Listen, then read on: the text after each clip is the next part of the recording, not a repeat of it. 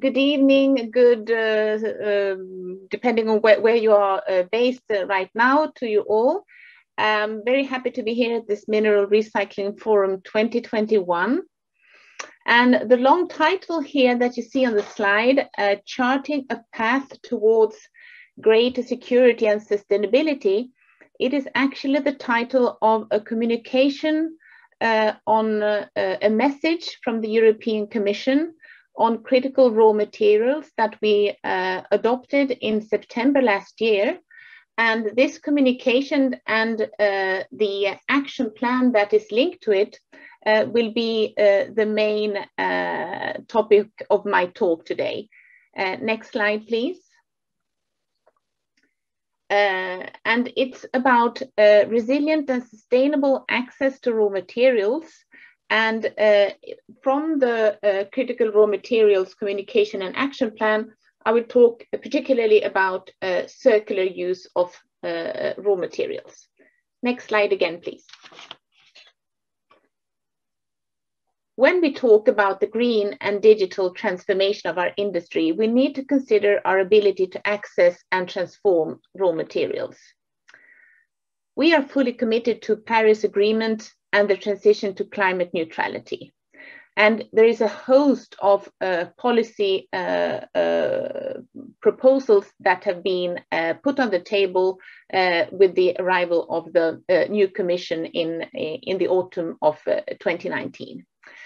There is the European Green Deal, our vehicle for taking the lead in becoming a climate neutral continent based on sustainability, green energy and circular economy to face the challenges of the rapidly increasing global raw materials demand.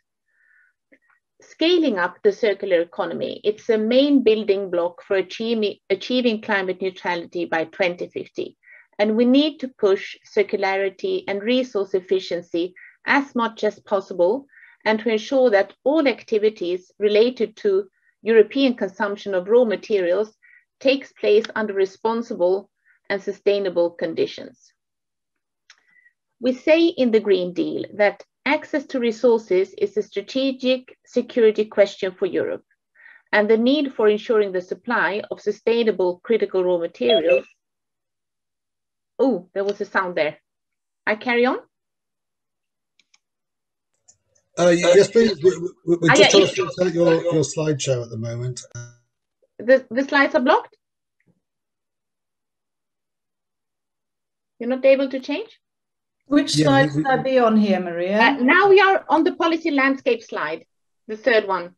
Actually, they are numbered, so.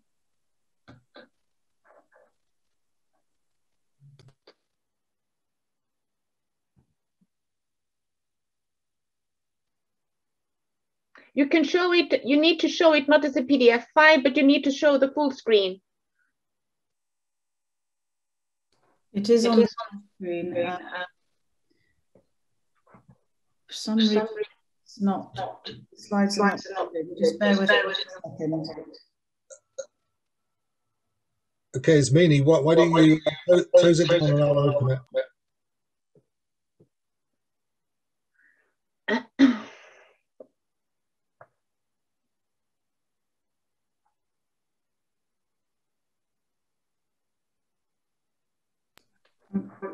Sorry, the technical issues. Ismini, stop slide sharing, Ismini.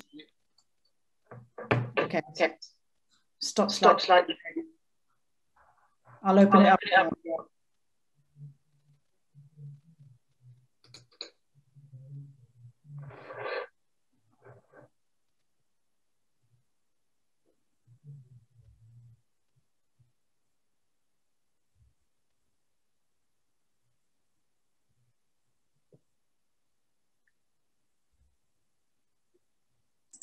Okay, can you see that, Maria? Yes, I can. So that was the first, and then the second.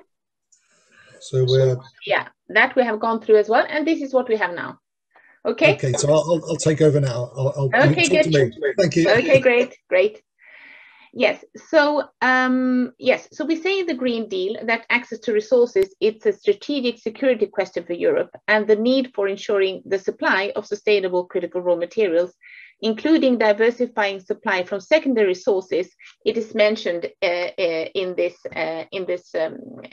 Green Deal.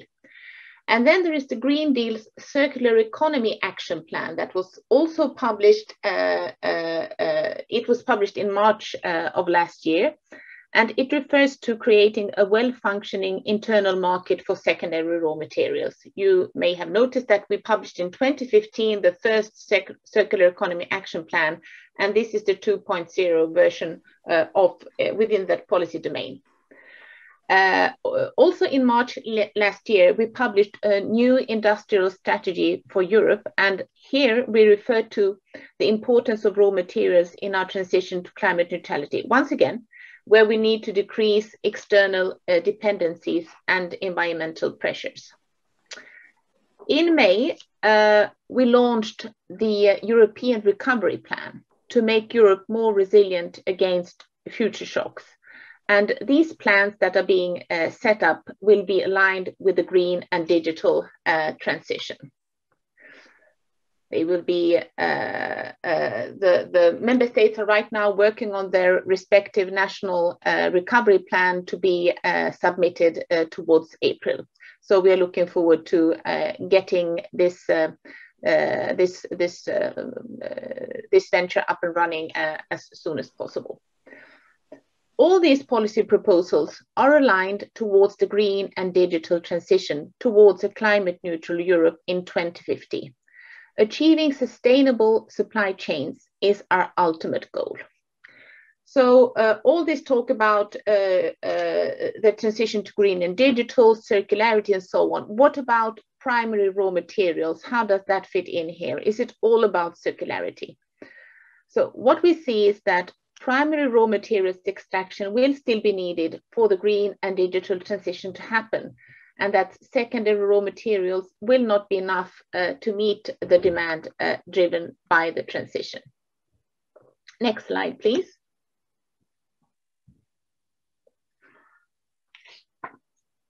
The Commission presents every 3 years this list of critical raw materials, which are those that are necessary for the security of strategic supply in Europe. When we compare the 2020 list to the 2017 one, you will notice that there's an increase from 27 to 30 critical raw materials. We have borate, barite, fluorspar, natural graphite, and phosphate rock on the list.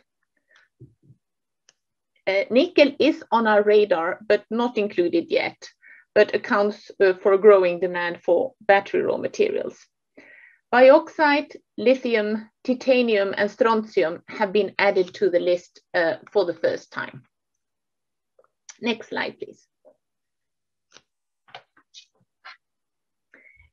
These 30 critical raw materials are all necessary for key industrial ecosystems in Europe, from aerospace, electronics, health, digital, or construction. And for each of these key industrial ecosystems, we need to develop resilient value chains, from the raw material sourcing to manufacturing and recycling of the products. The critical raw materials assessment in 2020 identifies gaps in the European capacity for extraction, processing, and recycling of raw materials, such as lithium and rare earths. And this reflects a lack of resilience and a high dependency on supply from other parts of the world. Slide number 6, next slide, please. The figures here show very clearly what Mike touched upon in his introduction on the import dependence that we see.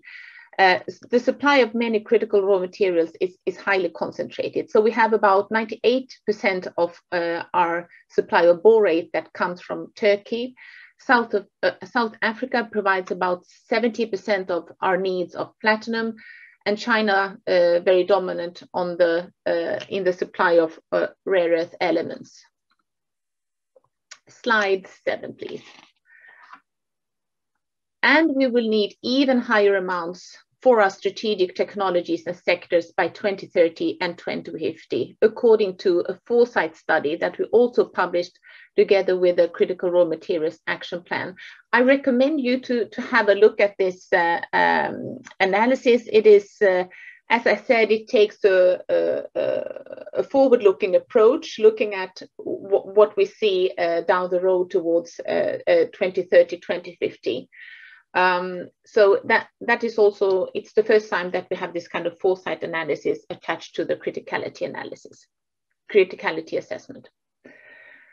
This year, it's quite unusual in the COVID-19 context, and the crisis highlighted challenges and accelerate the green and digital transition trends even more. Next slide, please, number 8. Our Critical Raw Materials Action Plan shall be seen in this context to reduce our dependency. We are committed to increasing the sustainability of our economy, as pointed out in the Green Deal, and this 10 actions plan on critical raw materials is one piece of the puzzle. And with it, we aim at an increase in circularity and recycling of raw materials, to boost domestic sourcing of raw materials within the EU, and to diversify sourcing from third countries and remove distortions to international trade, fully respecting the EU's international obligations. And on the following slide, slide number 9, you see the 10 actions. So actions that relate to circular use of resources, sustainable products, and innovation. It's not only about recycling, it's also about increasing product lifetime. And this, together with the use of secondary raw materials, will help to cover a growing share of the EU raw materials demand.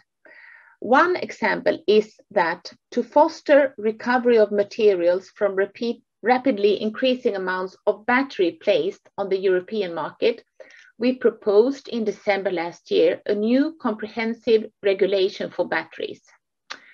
And in this regulation, we propose that by 2030, minimum levels of 4 metals is to be recovered from the battery waste and will need to be present in new batteries. So the levels are for cobalt, 12% of cobalt will need to be recovered from the waste to be present in new batteries. 85% of lead will need to be recovered. 4% of lithium will need to be recovered. You know that at this stage, at this point in time, we have no recovery of lithium happening in a more large scale or in a more industrial use. So that is set at 4%, and nickel, there the limit is also set at 4% by 2030. And we hope that this will mainstream circularity and reinforce secondary raw materials market. Coming up in the next month is a sustainable product policy initiative. And here we will propose regulatory measures under the Eco-Design Directive that will address environmental impact, including recycling of mobile phones and tablets and sustainable products. So keep your eyes open for that in the near future. Next slide, please, number 10. So the EU is at the forefront of circular economy and has already increased its use of secondary raw materials.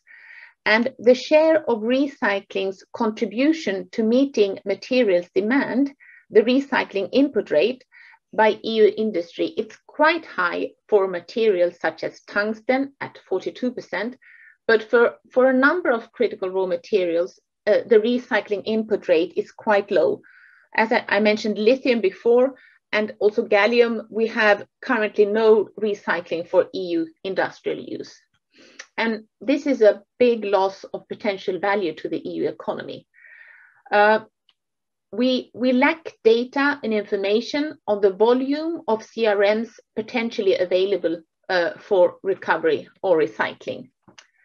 Next slide, please. So this is why actions 3 and 4 are proposed to address this. It's about investments through Horizon Europe, our framework program for research. It is investment through regional funding, ERDF, through national research and innovation programs on waste processing, advanced materials and substitution. And it's also about mapping the potential supply of secondary critical raw materials from EU stocks and waste and identify viable recovery projects. And the recovery of CRMs from mining waste is included in this area. Access to finance is necessary to make the green and circular transition happen. To further boost our own domestic capacity for primary and secondary raw materials, we have set up a European Raw Materials Alliance that corresponds to Action 1 in our Critical Raw Materials Action Plan. Next slide, please, number 12, second last. This Raw Materials Alliance will be key to integrate industrial value chains, to innovate and align high environmental, social and governance standards. In a first phase, this alliance, it is already up and running since the autumn of last year. It was inaugurated in September. In a first phase, this alliance, managed by EIT Raw Materials, will focus on increasing EU resilience in the rare earths and magnets value chain. And this is because it's vital for most EU industrial ecosystems: renewable energy, defense, space. Priority investment areas include extraction of primary rare earths and recovery from mining waste, from bauxite, iron ore, as mentioned earlier with an example, and coal mining, rare earth refining, magnet development, and recovery of rare earths from used magnets. This Raw Materials Alliance can expand to address other critical raw material and base metal needs over time. It will be working on bringing together partners to invest in circular solutions. The Alliance is open to all relevant stakeholders, industrial actors, member states, regions, civil society, and today we already have more than 200 stakeholders on board. And any stakeholder who is committed to its mission to strengthen the resilience of Europe's raw material supply is invited to join the Alliance. And you see here at the last bullet, application to join, you see a link on how you where you find more information, and you need to fill in an application form, a kind of declaration. So please follow that link if you are interested to see what is being proposed. The European Investment Bank will support projects relating to the supply of critical raw materials needed for low carbon technologies in the EU. And this is important to help de-risk projects and attract private investment, and in the EU, and also in those resource-rich third countries where it operates. The sustainable finance taxonomy for the EU will point at industries that are sustainable and have a clear plan for the transition to sustainability. Also important to bear in mind. Last slide, please. So this was an overview of our recent initiatives on critical raw materials resilience to ensure that the need for these materials is met responsibly and sustainably with increased use of secondary raw materials, and where this Critical Raw Materials Action Plan is the main vehicle to carry this forward. In the action plan, we also underline the importance for the raw materials sector of reliable information and knowledge provided in a unified manner through national geological surveys and statistical offices, especially for those minerals and metals that will help prepare the EU for the future. And it's required also to have a predictable legislative framework in place, from permitting to operations and closure, while respecting compliance with the environmental impact assessment legislation. To increase circularity is no solo task for the European Commission, but it's the task for a partnership with member states, regions, industry, academia, and other key stakeholders, other EU institutions, the European Investment Bank. We all need to do more. And we are really happy to see that there are already many parties joining efforts in a number of areas that contribute to the circular economy and sustainability. And I think that this event is one showcase of that, and we welcome it. And we look forward working together with you. And I'd like to thank you for your attention, and all the best for good exchanges at this forum. I will try to join as much as I can during the day. Thank you very much.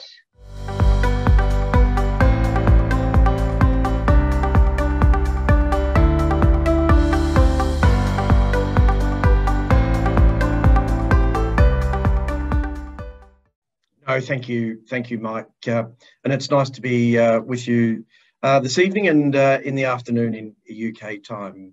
So a quick overview of our company. We've spent the last 8 years and $35 million developing a vertically integrated HF-free battery anode materials business to support the global transition to clean energy and e-mobility. We've got 3 discrete businesses. We've got a natural graphite mine in East Africa, Tanzania, that is undergoing debt financing with strong German partnership with ThyssenKrupp, and a financing process with KfW IPEX Bank, which we're working through with, which is Germany's largest state-owned bank. In parallel to that, we've developed a downstream manufacturing process to take natural flake graphite and manufacture battery graphite for the lithium-ion battery industry. The proprietary process that we've developed eliminates the use of hydrofluoric acid, and we're in a position now to look at developing our first facility in West Australia. And in the centre is our recycling business, which is the main topic of our presentation today, which takes our purification method that we've developed and applies it to the recovery of carbon anode material. Just a little bit of corporate and an overview of the company, just to give you a flavour of where we've gone to get to the recycling business. The 2 businesses are development ready.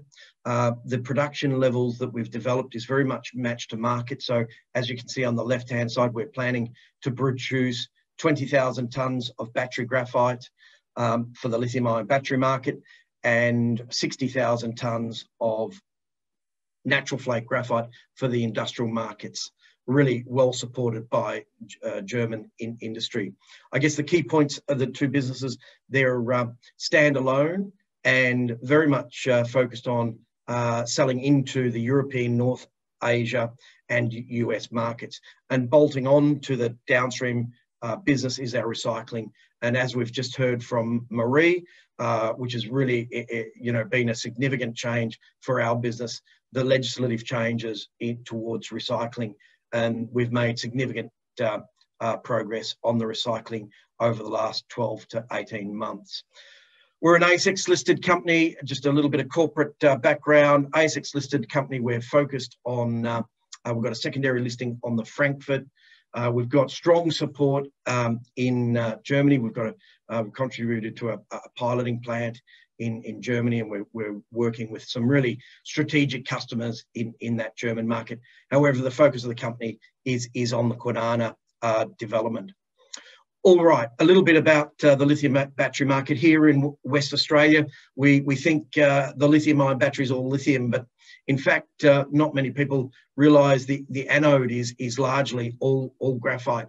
50% of the battery is graphite, and what people don't realise further is half of that material, all the natural spherical graphite, comes from China, and it uses a hydrofluoric acid process that is really inconsistent with the new age ESG governance required. And I guess our business that we've developed is very much focusing on developing a high cost competitive alternate supply. And the growth for this material is really significant. And no doubt, we've all seen the investment that's pouring into Europe to support this change. What is interesting from our perspective is all this development is reliant on cell manufacturing in Asia.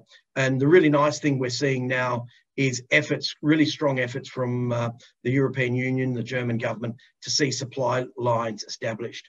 We're working very closely with some of these customers, and given the strong demand, we see the demand for a second footprint, a second plant to be developed as the shift of raw material manufacturing migrates out of Asia into Europe. And that's very, very significant for our company. And as I mentioned, we've got a very strong relationship with Germany and Europe, and that's through our partnerships that we've already established. A little bit to follow on our perspective view on from Marie's talk is the legislative changes over the last 3 to 4 months has really been really significant for our business. And the new legislation requiring responsible sourcing of raw materials, lowering the carbon footprint, and particularly the recycling. We're now seeing legislation around increasing the recycling, and that's really very valuable for us.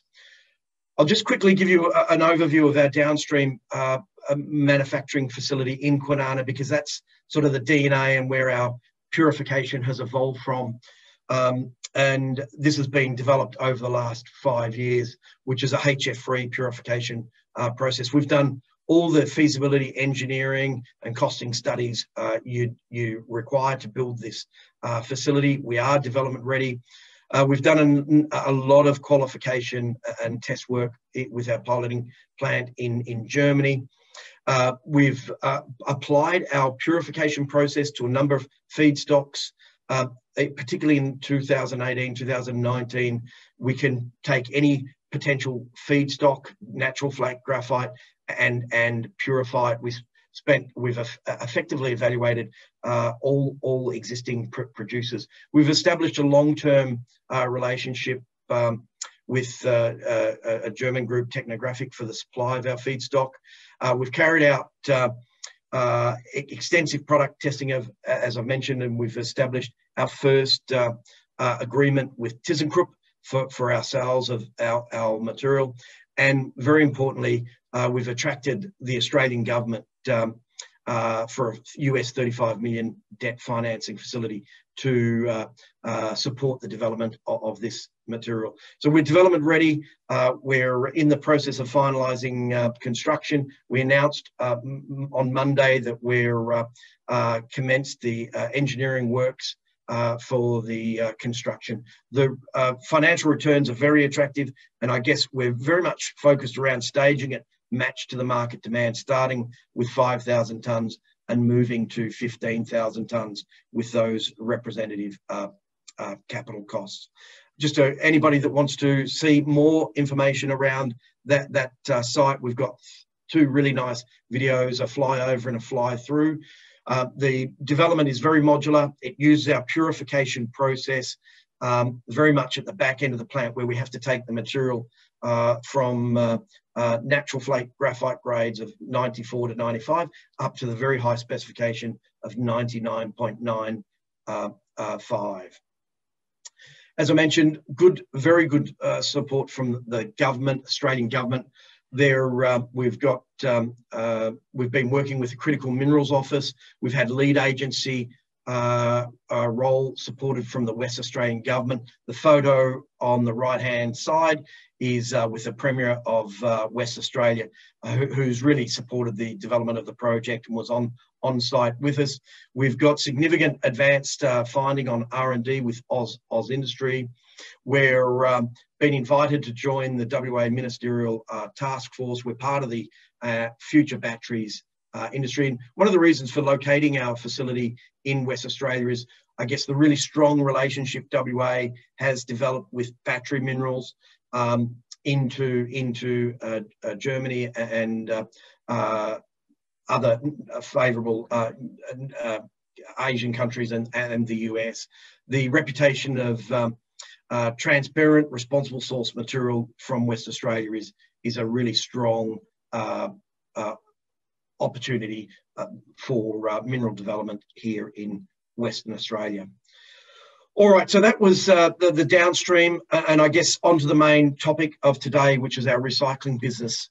And the downstream, the recycling business adopts our purification process that we've got developed for taking natural flake graphite and purifying it to the high grades. We're applying that to recover the carbon anode material, which is not currently recovered. At the moment, it's landfilled, and as we've heard, that this is inconsistent now with new legislation. The recycling efforts to date have focused on the cathode metals, the recovery of the nickel, the cobalt, the copper, and aspirations to recover the lithium as well. We see two opportunities here in the market. One is the production scrap or the production waste from the cell manufacturers and battery manufacturers, and recovering the black mass after the hydrometallurgical processes have recovered those cathode metals at the end of life batteries. And the benefits is twofold. We believe recycling of the carbon anode material will lower the carbon footprint, which is obviously a hot topic, as we've just heard, and a reduction in battery unit costs, which is a very hot topic from the battery manufacturers. The purification process that we've adopted, as I've mentioned, is identical to the flow sheet that we're developing our downstream manufacturing. It's a multi-step chemical process. We're very private about giving too much detail, but what we can say, it's a multi-step chemical process with a lot of washing, and it's a very green. The commercial advantage we have is the removal of the hydrofluoric acid that is coming out of that is used in Asia, and that gives us a competitive advantage, removing the hydrofluoric acid. Hydrofluoric acid is a very toxic, expensive acid, and to treat the fluorines in their aqueous residues and the solid residues is expensive. And we see that we can locate our purification in any industrial park. All these chemicals are readily available in Kwinana, West Australia, called the Kwinana Rockingham site in West Australia, and also the sites that we're potentially looking at in Europe. So we believe we can commercialise this recycling, and the way we would commercialise is bolt the purification onto our existing downstream facility, potentially work with the hydrometallurgical groups, and work with the battery manufacturers to put a sort of in-process solution to their flow sheets. The results we've received over the last 15 months has been really exciting for our company, and you'll see the production scrap material being purified up to very high purity grades, and same with the black mass. With the black mass, we see it's a longer term target for us. We see very much trying to purify the material and put it into high purity graphite markets.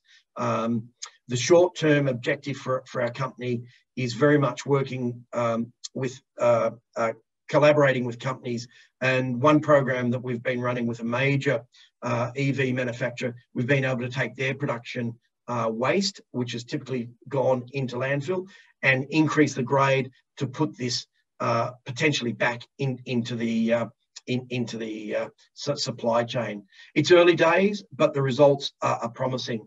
This is a microscopic view of the recovered anode material, and what we're recovering is effectively the anode material. So it's a composite of synthetic graphite, natural spherical graphite, and black carbon, and the oval shapes are the natural in the slide, the natural spherical graphite, and the the platy material is the synthetic material. And the really nice thing from the initial work programs we've undertaken is through our process, the particle shapes retain its size and distribution, which is really exciting because the particle size and the carbon grade are the two critical specifications into the battery market.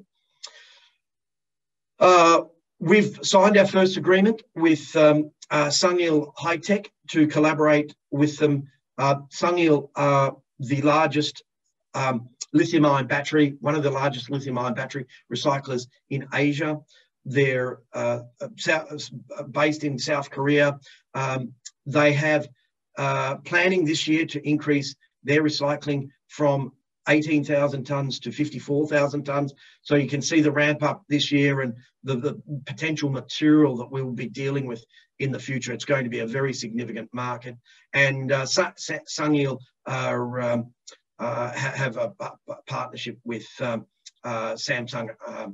The solution to the circular solution to the reuse of carbon anode materials in the battery, which is really the title of the presentation, is we see the solution is through collaboration, and we're part of the solution, the greater solution, and we see working with lithium-ion battery manufacturers critical to get this material back into the battery, and with EV manufacturers showing leadership in recycling. And our experience in developing our downstream business, it's taken us effectively 5 years to commercialise the downstream, taking natural flake graphite and producing spherical graphite. 5 years, and it's a significant body of work. And for us to tackle this, we see collaboration, and collaboration is the solution as well. So we're very keen to work with battery manufacturers, EV manufacturers, to support their recycling efforts. The value proposition from recycling the anode material, particularly the production waste, is significant. On the left-hand side, we're seeing the composition of the on the anode. It's a combination of synthetic, as I've mentioned, and natural, with a smidgen of silicon, and there's aspirations to see silicon increasing, and we expect silicon to increase to around 10%. And the anode is a composition of that, and I guess the volume, the value proposition from the natural spherical graphite and the synthetic is significant. There is a compelling value opportunity here to reuse the carbon anode material that's coming off the production floor. And this is not well known, the production waste that is generated through lithium-ion battery cell manufacturing. And this information comes from Panasonic and Tesla company reports, and from a webinar that No Canary presented some time ago. But what it shows is the loss in raw materials in the production of cell manufacturing. And what we're seeing in the early years, the loss is 30%. It's a significant loss. And the reason for that is the enormous amount of safety testing they have to do in the supply line, end of production runs that stop. This is a very high, the anode is a very high spec material, so it can go out of spec very easily. And, that presents a very good market for us. And the long-term average, as you can see, the long-term target is 10%. So we think that we can, with further efforts, further collaboration, we can successfully look at recovering this material. And not only does it have an economic benefit, it also has an environmental benefit. And it's important to recognise, and this comes from, again, the No Canary and Volkswagen presentation, the battery represents 40% of the carbon emissions footprint. So recycling this material back in can dent and can contribute the lowering of the emissions footprint, and the longer term aspirations of putting this black mass back in is also contributing to the lowering carbon emissions. But I think the shorter term opportunity for the black mass is to try and recycle them, reuse the material in a one-off market. There's quite a large traditional synthetic market and graphite market that we've identified that we can work towards. And finally, the other opportunity that we very much see is a blended anode material, and we're very excited about this opportunity, you know, blending our very high specification that's going to be coming out of Western Australia at very high spec, above spec, and blending that with a recovered anode material. And based on the results we're seeing at the moment, it could be, you know, a 1:2, 1:3, 1:5 ratio. And what we'd get is a very favourable, clean green material that will go towards this circular economy that has just been presented. So thank you. Oh, sorry, I should finalise the last slide. I forgot the modular. Our next steps for the recycling is we're now committed to engineering designs for a modular plant, a containerised modular plant, to work with potential customers, treat larger materials, because there's a lot of product qualification. The carbon anode material market is a long road. It requires a lot of product qualification, and given this is a new material, completely new material, we feel the best approach is to go straight to a pilot plant and generate significant samples for customers to use. So on that note, thank you very much for your time, and I look forward to any questions you may have during question time.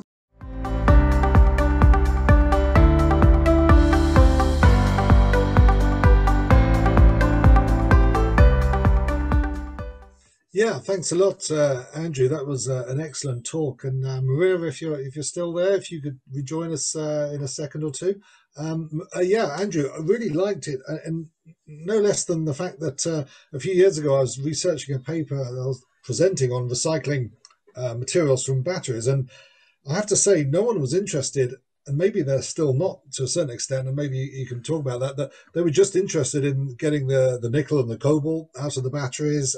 When I mentioned graphite, lithium, no one was interested, you know, and you know, the guys at like Umicore, for example, were saying, well, you know, we know that's going to come, but right now we're just looking at the high value materials, cobalt, of course, as well. So very interested to see, and very exciting to see that you're obviously, as well as, you know, bringing on stream a deposit, you're obviously looking far ahead and seeing where, and you brilliantly showed it in that last few slides. I didn't quite appreciate the amount of waste and scrap that it'll really contribute to the environment.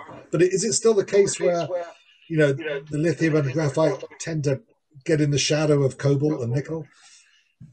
Look, very much so. I think it's been momentum in the market in terms of the social issues around cobalt in the Congo, and I think there hasn't been any real focus on the anode, and there's been a level of the supply.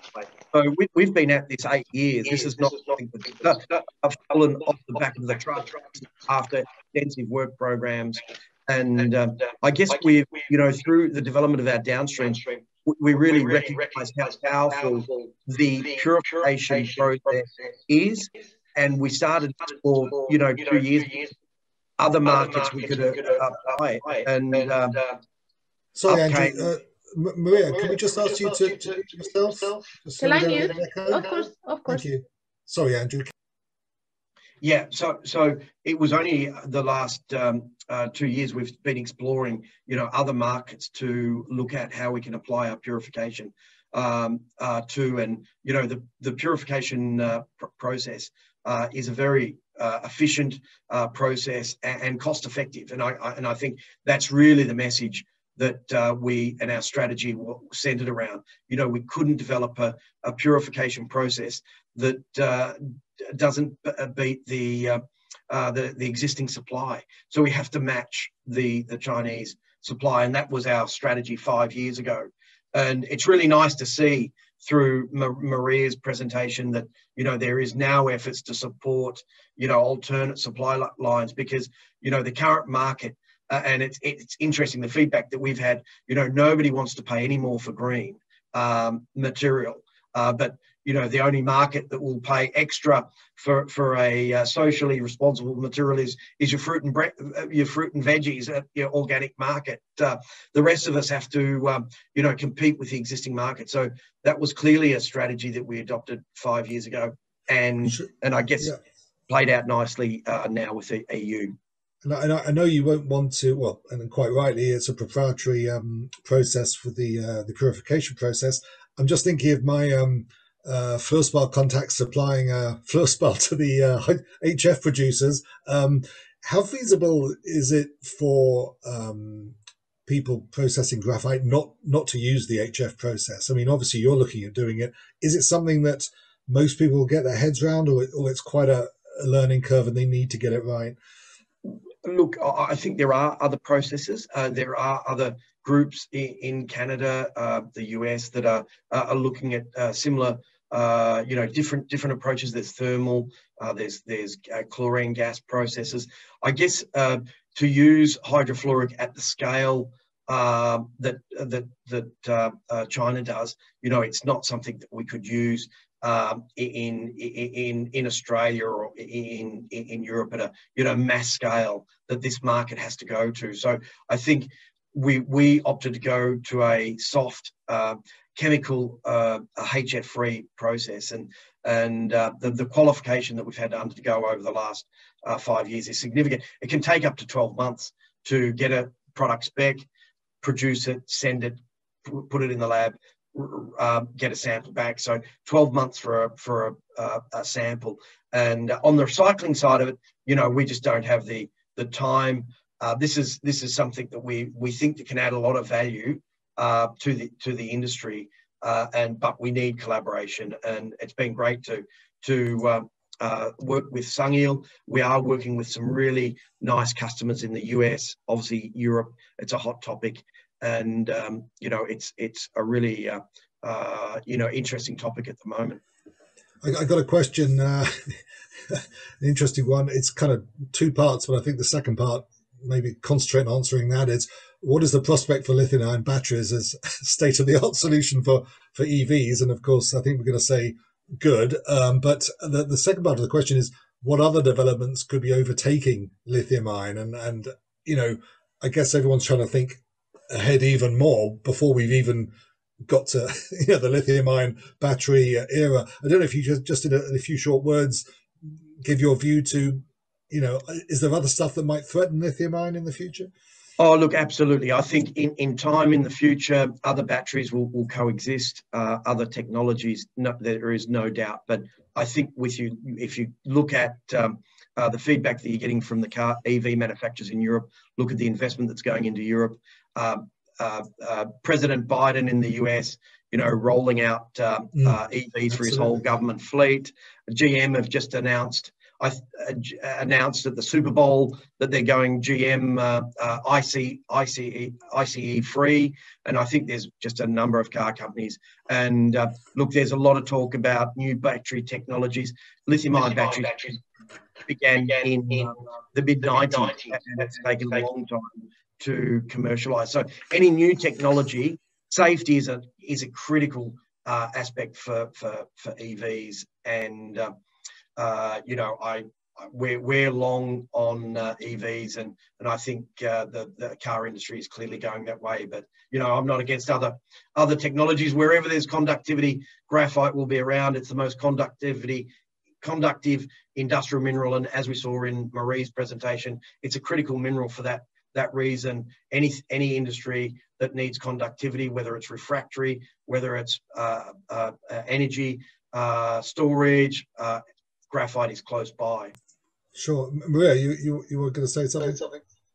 Yes.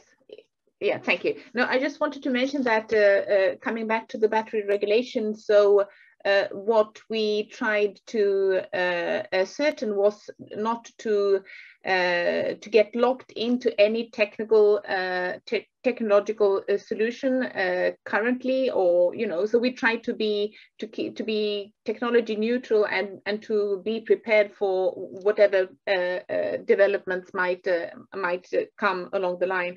And then I just also wanted to mention that Andrew, you mentioned how you see that it strengthens your competitive edge with your ethical, transparent value chains in your production in Western Australia. And the responsible sourcing and transparency in value chains is also something that we have addressed in the battery regulation. I just wanted to mention that. Thanks, Maria. Got a question. Sungil High-Tech in Korea, as you mentioned, is a recycling company, possibly the largest in Korea. Which of the question, I suppose, is, could you just quickly describe the brief roles of each in the partnership, if that's possible? Oh, look, they're a hydrometallurgical processor that is recycling lithium-ion batteries and recovering the cathode metals. So they're looking for a solution for their black mass, and also they've got they do recycle production scrap as well. So we're looking to take their material. We've been taking their material and purifying it and developing work programs. And I guess we've got it to a stage now where we need to go to a piloting plant. So it's very much a solution to recover the carbon anode material after they're a hydrometallurgical lithium-ion battery recycler. That's who they are, and I believe they are one of the largest in Asia. Yeah, thanks, Andrew. And I particularly like, Andrew, one of your final comments here, talking about your statement, collaboration is the solution. I think that really underpins everything. I think we're going to see much more of these partnerships and alliances because it's necessary. Maria, I just, you might not be able to answer this, but I found some of the points of the action plan very laudable, and I do wonder if other countries or regions might look at your action plan and use that as a bit of a template to see what they can do. But I was particularly interested in some ambitious deadlines, investment needs for mining projects that can be operational in 2025. Now, what are we, 2021. And so, in my experience in Europe, trying to get a mine up and running can take a decade or longer with the bureaucracy. Are you intending to have a kind of a fast track depending on certain criteria that would help mining development go?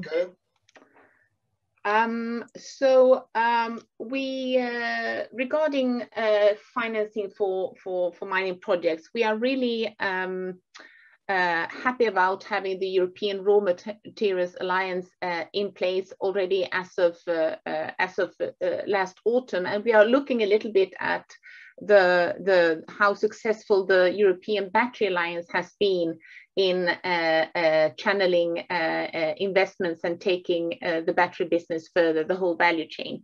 So what the European Raw Materials Alliance, what we are hoping for is that it can be that it can help be of help in selecting projects and guide them through the investment process. That the investment mechanism that is being put in place by the Raw Materials Alliance, that it can be some kind of guide through the investment process, and also in helping in the application for relevant EU funds. And just to mention a few, we have the new prerequisites in the EIB's energy lending policy, which open up for funding in the raw materials area, not only in the EU but also in the neighborhood. There is European Bank for Reconstruction and Development, the Just Transition Mechanism for coal and carbon-intensive regions, and we have the Invest EU with the Sustainable Infrastructure Window, just to mention a few. we have to be ambitious in our outlook, and we have a host of possibilities out there. But we are really happy about having the Raw Materials Alliance in place and operational to give, you know, concrete support on that journey. Well, thank you very much. It's a very exciting time, and you mentioned the European Raw Materials Alliance. If you just close your microphone, Maria. Sorry. Yes. Yeah. Thanks. And just look at, you know, the slide that Andrew put up about the proposed battery factories, the manufacturers. You know, I know there's a lot of people looking at you know, old tin lithium developments in the past in Germany and Czech Republic and places, and would be very interested in bringing some of those on stream. There's the graphite up in Scandinavia. I know some of that's a bit long in the tooth, but I think they might feel that they might get another bite of the cherry with this new wave coming through. So I think we've got some very exciting times. We've got quite a few questions, and what I would say is we'll probably need to take a break soon, but just one question for Andrew, because I think I've heard of this as well. So emerging technology, lithium silicon batteries, suggested that this could replace graphite for silicon. Are you aware of it? And what is the typical time frame to get new technology into the market? I mean, I know you could probably have a conference on this, Andrew, but just in a few words. Look, our view is, look, that silicon is a very conductive additive. The fact about graphite, it's a very safe material, and safety is a major factor. And the problem with silicon, it expands 300%, and there's massive expansion problems. We think the battery, and I think this is very consistent with Benchmark Minerals Simon Moore's view as well, and I certainly don't want to speak for him, but I think, you know, we see silicon increasing to 10%. I think there's some technologies around coating the silicon that cushions the expansion. But you can imagine if a silicon expands 300%, you know, that's pretty pulsating, and after about 3 cycles, you know, there's issues. But look, all new technologies welcome. You know, where I think we're going to see a lot of new technology coming in, but you know, to change the battery demand in the production line now, it's quite significant. Production testing, you know, so anything on the researcher's desk, laptop, you know, it's taken 20 years for lithium-ion batteries to commercialise. So there's a commercialisation factor and reality in all this. So, you know, we're still long lithium-ion batteries. We believe that Germany is going to generate a second-generation lithium-ion battery with all this investment that is no doubt going to be, Germany, Europe, I should say, more efficient battery technology around the lithium-ion batteries. Thanks very much, Andrew. And just a final, wow, let's see, that's it. Once a few people ask questions and they all start coming in. So the question for Maria, and this is a good one actually. We currently face challenges on legislation that's not aligned to the circular economy framework yet. Could you please comment about the interdependency of end-of-waste decrees and the promotion of circular economy solutions? Does that make sense to you? End-of-waste decrees. Let me see. I go to the chat, right? It's there. Or you go to the Q&A. Q&A. From Carolina. No, yes. Interdependency of end-of-waste decrees and the promotion of circular economy solutions. How do you see it as the independent of end-of-waste decrees? So I think that this question, the first part of this question, relates to some inconsistencies in the way that end of waste is the